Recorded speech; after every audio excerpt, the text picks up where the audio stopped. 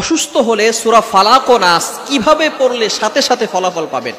Most important subject, খুবই গুরুত্বপূর্ণ বিষয়। যখনই আমরা অসুস্থ হয়ে যাব তখনই আমরা সূরাতুল ফালাক এবং সূরা নাস এটা যদি আমরা যেভাবে আল্লাহ রাসূল সাল্লাল্লাহু আলাইহি সাল্লাম পড়েছেন সেভাবে যদি পড়তে পারি, আল্লাহ তাআলা আমাদেরকে সুস্থতার নিয়ামত দান করবেন।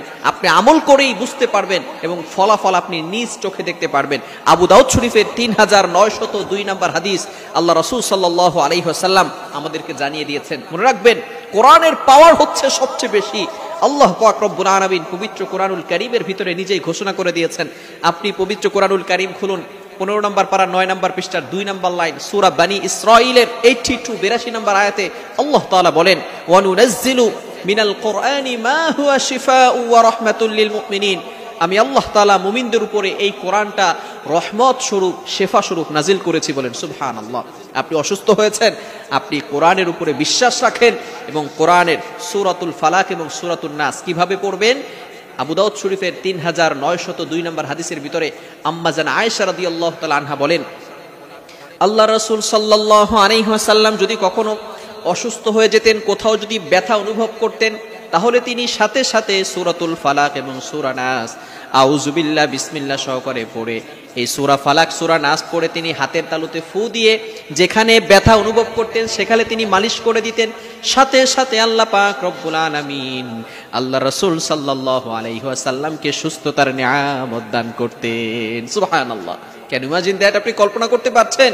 সূরাতুল ফালাক এবং সূরা নাস, আমরা অনেকেই আছি এই সূরা ফালাক এবং সূরা নাস পারি।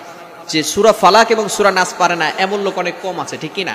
সূরা ফালাক এবং সূরা নাস আমরা ম্যাক্সিমাম পিপল যারা আছি সবাই আমরা এটা পারি। সূরাতুল ফালাক এবং সূরা নাস, এটা নাজিলের ব্যাকগ্রাউন্ড কি, প্রেক্ষাপট কি?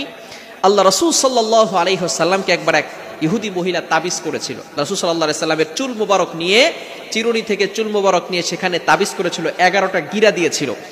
এরপরে ফেরেশতাদের মাধ্যমে তিনি অসুস্থ হয়ে পড়লেন, কথা বলতে পারলেন না। আল্লাহ রাসূল সাল্লাল্লাহু আলাইহি সাল্লামকে আল্লাহ তাআলা ফেরেশতাদের মাধ্যমে জানিয়ে দিলেন, ও আমার হাবিব, আপনাকে এক ইহুদি মহিলা তাবিজ করেছে।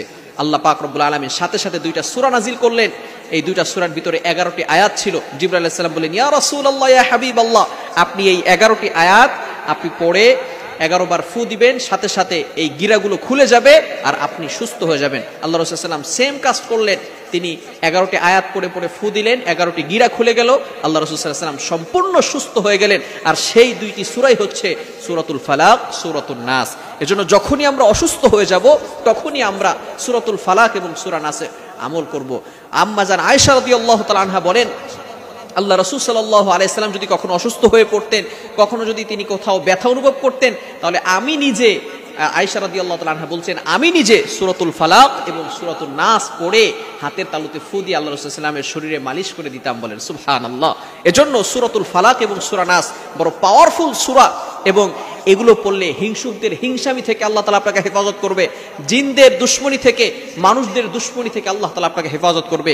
দুনিয়ার ভিতরে যত ক্ষতিকর বস্তু রয়েছে সকল ক্ষতিকর বস্তু থেকে আল্লাহ তাআলা আপনাকে হেফাজত করবে। আল্লাহ তাআলা আমাদের সকলকে এগুলো বুঝে আমল করার তৌফিক দান করেন। সকলে বলেন আমিন।